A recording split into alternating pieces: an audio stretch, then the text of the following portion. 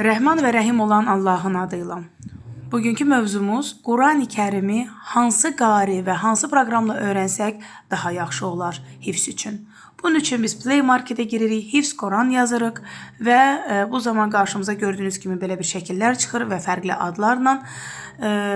Bizim sizə məsləhət bildiyimiz Quran for Android bu proqramla davam edək ki, mən də bunu köçürmüşəm. Bu proqram təbii ki, nə ilə asandır? Yəni, burada həm yazılar var, həm yazı ilə, həm səsli dinləyə bilərsiniz. Xanımlar var ki, istəyir ki, oxusun. Yəni, göz yaddaşı ilə indi daxil olaq proqrama. Göz yaddaşı ilə istəyir. Eləsi var ki, ev yığışdıraraqdan dinləmək istəyir. Yəni, hər bir cəhətdən bu proqram yaxşı da ola bilər. Eyni bu proqramlardan çoxdur. Amma bu proqram daha münasib gəldiyi üçün sizə bu proqramı biz məsləhət bilirik. Toxunuruq Fatihə surəsinə. Gördüyünüz kimi Fatihə surəsidir və əgər üzərinə toxunsaq aşağıda gördüyünüz kimi qarilərin adları var. Hər bir qarilərdən birini seçə bilərsiniz, amma ustadlardan məsləhət budur ki, Muhammed Siddiq Əl-Minşavini seçək, çünki Minşavi qarisi çox daha belə deyək asan, daha hər bir hərfi tələffüz edərəkdən oxuduğuna görə onu seçmək daha məsləhətdir. Amma yenə seçim sizindir. Əgər hifz istəyirsinizsə, Minşavi daha gözəldir. Bu zaman hər hansı bir ayəni seçiriksə, misal üçün üzərindən toxunuruq və oxutura bilərik. Elhamdülillahi Rabbil aləmin. Gördüyünüz kimi belə oxudu və mən dayandırdım.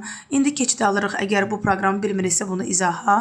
Sağ tərəfdə ayarlar var və ayarları toxunuruq. Bu ayarlarla gördüyünüz kimi məndə rus dilindədir. Amma indi izah eləməyə çalışacaq. Burada ot yazılıb, yəni misal üçün hardansa do, yəni hansı bir ayəyə qədər. Təbii ki, ad olaraq toxunuruqsa adlar çıxır. Hər hansı bir surənin adına toxunuruq.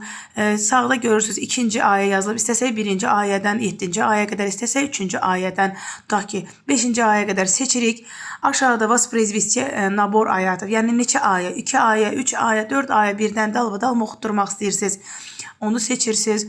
Воспроизвести каждый ayət. Yəni hər bir ayəni neçə dəfə oxutturmaq istəyirsiniz. İstəyirsinizsə sonsuzluq işarəsini seçirsiniz. İstəyirsiniz ən çoxu 25 dəfədir və s. Seçim sizdən asılıdır. Aşağıda qeyd olunan kimi скорость произведения, yəni surəti neçə, yəni bir ən optimaldır. Amma daha çətin oxuya bilirsinizsə, siz üçün ayənin sözləri oxumaq daha çətindirsə, bu zaman 0.75 yaxud 0.5 ilə istifadə edə bilərsiniz. Amma unutmayaq ki, aşağıda применить, yəni tətbiq et sözünü basmasa sizin bütün seçdikləriniz boşa gedə bilər. Təbii ki, onu toxunub və o formada dinləyirik. Mən dayandırdım. Ya da daha qısa forması.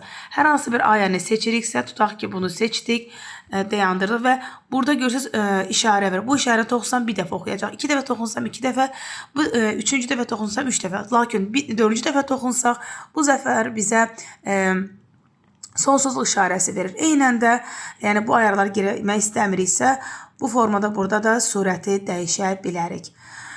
Sonra keçid alırıq, tutaq ki, burada cüzlər də var. Misal üçün, əgər hansı bir ayəni ki, biz ayarlarda seçdik, bu zaman burada ayə deyil də artıq cüzlərlə də tətbiq edə bilərik. Bu zaman biz, bir də üzr istəyirəm, bu zaman biz toxunuruq hansı bir ayəyə və oxuyandan sonra biz yuxarıda gördüyünüz kimi geri qaydırıq və burada yuxarıda görürsünüz cüz. Cüzlərdən də seçib o formada da əzbərləyə bilərsiniz. Hər hansı bir sualınız varsa zəhmət olmasa qeyd edin. Bacara bildiyimiz qədər tez sizə cavab verərik. Əssəlamu aleykum və rəhmətullahi və bərəkatuhu.